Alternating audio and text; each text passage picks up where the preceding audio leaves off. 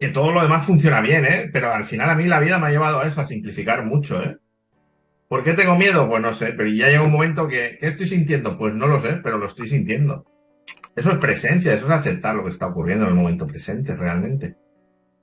Y eso es la culminación de cualquier camino de autoconocimiento o de búsqueda de felicidad, porque ya dejar de buscar, dejar de buscar significa dejo de querer sentir esto, dejo de querer que esto sea así, dejo de querer que esto no sea así,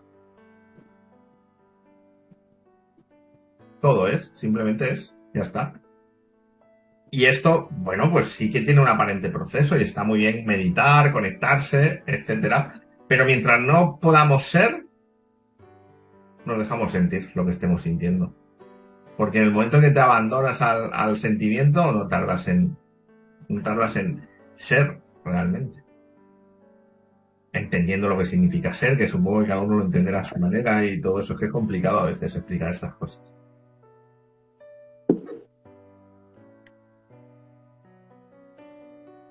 En esto es que hay mucha, claro, hay muchísimas herramientas, ¿no? Una es sentirla plenamente, te me zambullo en la emoción, a ver qué pasa aquí, voy a salir vivo de aquí.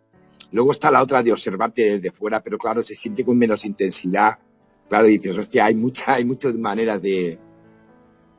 En realidad es abandonarte a lo que... todo esto te lleva a abandonarte a lo que está ocurriendo. A que lo que está ocurriendo ocurra y ya está.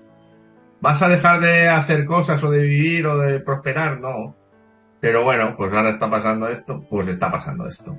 Ahora está pasando esto otro, pues está pasando esto otro. Porque todo lo demás sí que genera sufrimiento, resistencia, malestar, yo qué sé, desavenencias, somatizaciones, etcétera.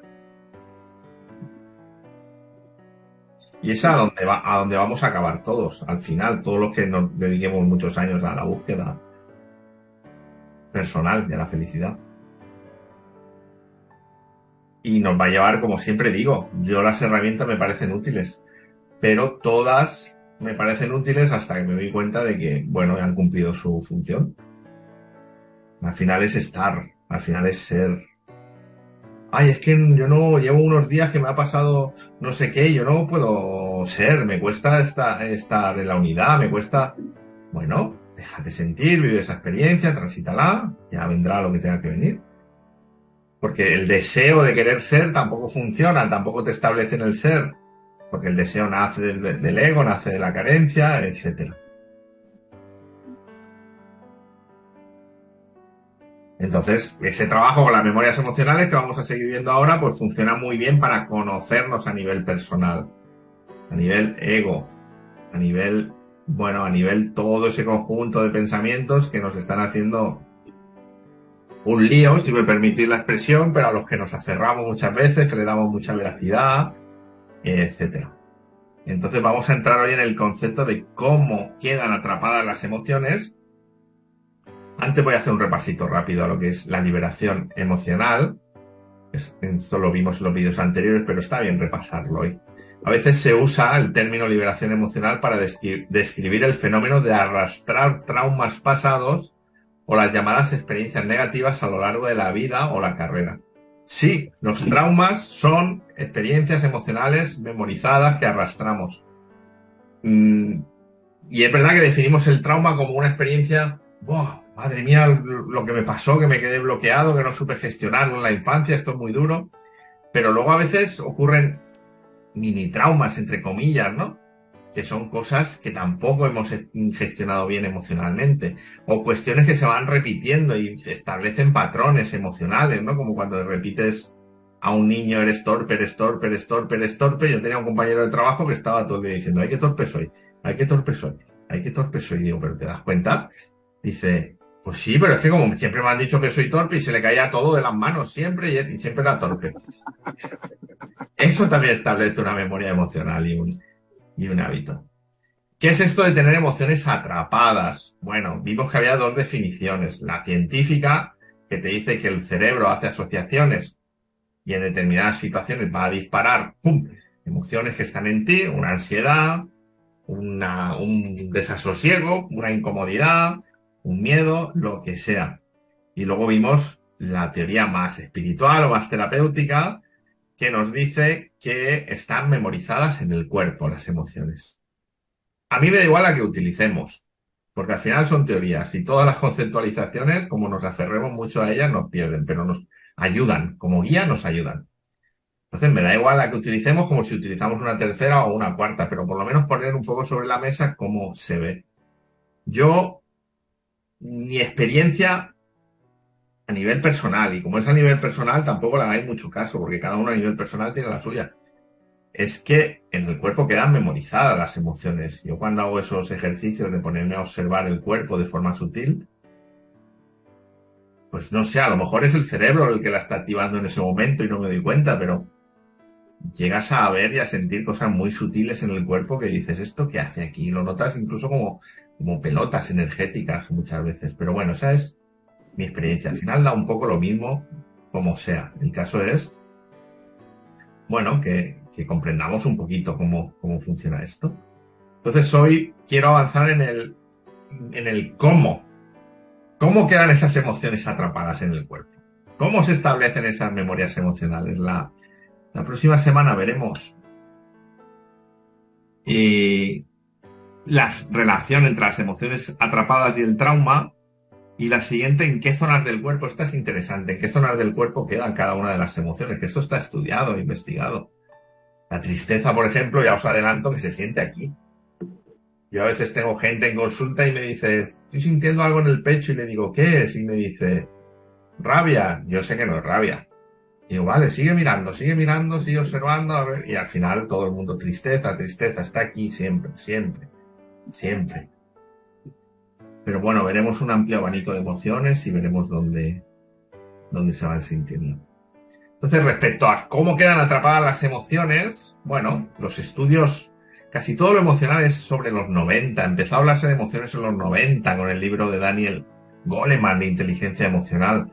Es decir, apenas sabemos nada de emociones. Llevamos 30 años hablando de emociones.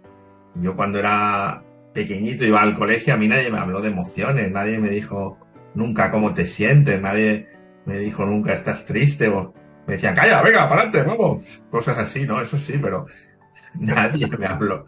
No se hablaba de emociones.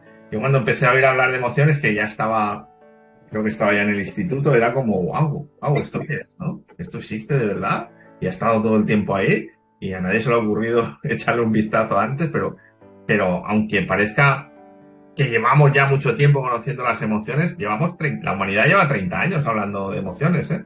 No más. Eso quiere decir que apenas sabemos nada todavía. Bueno, estas investigaciones apoyan la conexión cuerpo-mente, esas investigaciones realizadas en el año 92. O la creencia o la conclusión de que la salud mental y emocional de una persona repercute en el estado de su salud física. Esto es así. Si te dan un disgusto, se te cierra el estómago, eso está claro. Y si el disgusto te dura 2 meses, tienes el estómago 2 meses cerrado, pero si te dura 3 años, tienes 3 años el estómago cerrado, pero si te dura 25, te sale un cáncer de estómago. Esto es así. Esto lo sabemos. Es verdad que la ciencia todavía no lo explica así de esa manera, no hay conclusiones unánimes, etcétera, pero se va a ir llegando a esas conclusiones científicamente también. Un ejemplo clásico es el miedo. Si te encuentras en una situación en la que tienes miedo, tu cuerpo genera una respuesta física a esa emoción activando la respuesta de lucha, huida o inmovilización. Antes de esta clase he estado con una chica en consulta que vive con el miedo activado 24 horas. Porque 24 horas lo tuvo activado durante toda su vida en casa de sus padres. Y aún lo tiene activado. Estamos trabajando para desactivar ese miedo. Está trabajando conmigo y con otros profesionales, pero 24 horas día y noche está activado. Muchas veces no es consciente de ello. ¿Por qué? Porque se le activó un peligro constante, porque había un peligro constante en su casa por la forma de comportarse su madre principalmente, y sigue con él activado de adulta. Eso es una memoria emocional.